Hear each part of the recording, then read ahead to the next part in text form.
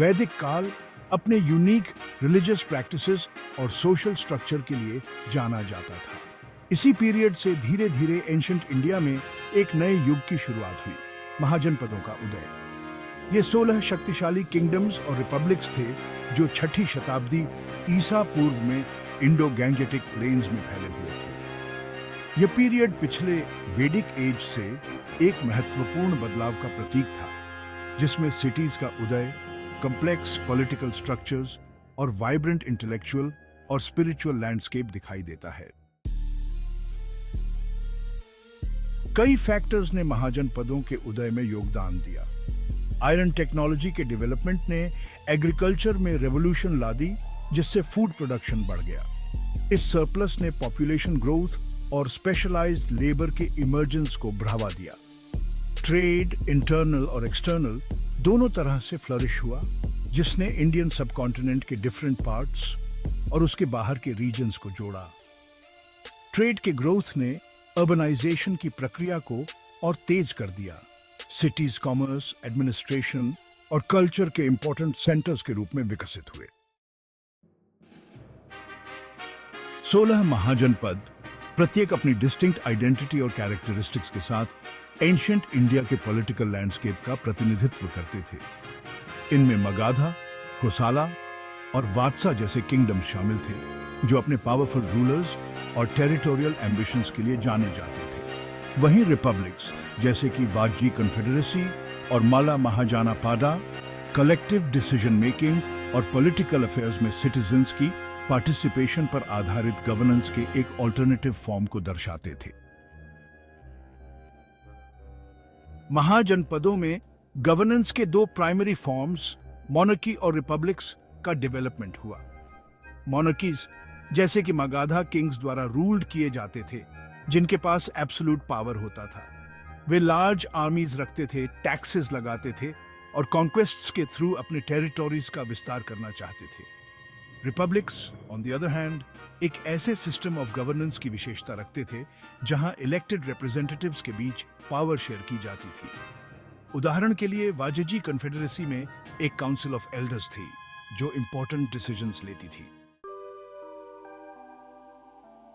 Section 5, social and religious transformation, new ideas and beliefs.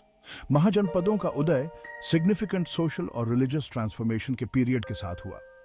Cities का growth और लोगों के डाइवर्स ग्रुप्स के बीच बढ़ते इंटरेक्शन ने ट्रेडिशनल बिलीफ्स और सोशल हायरार्कीज पर सवाल उठाने शुरू कर दिए।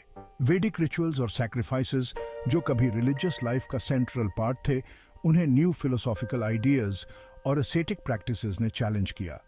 इस पीरियड में ऐसे थिंकर्स और फिलोसोफर्स का इमर्जेंस हुआ जिन्होंने वेदास के अथॉरिटी पर सवाल उठाए और सैल्वेशन के अल्टरनेटिव पाथ्स सुझाए।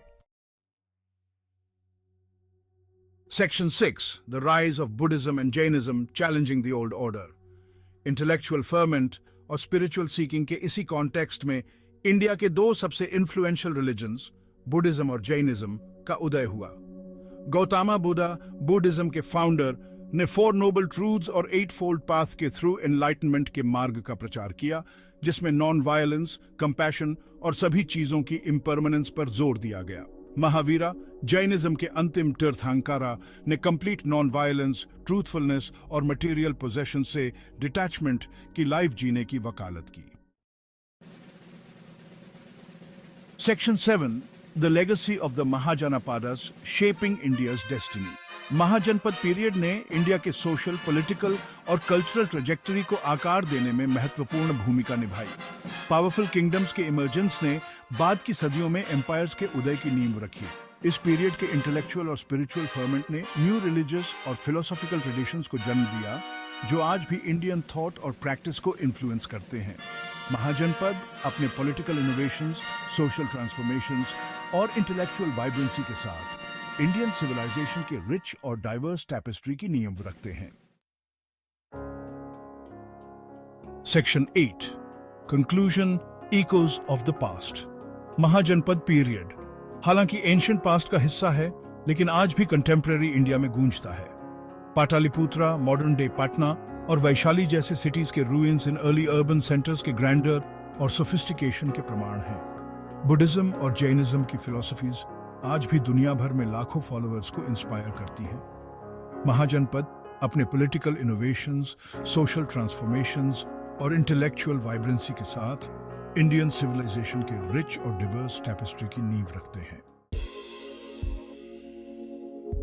Section 9 references Sharma RS 2005 Bharat का प्राचीन इतिहास ancient India new Delhi NCERT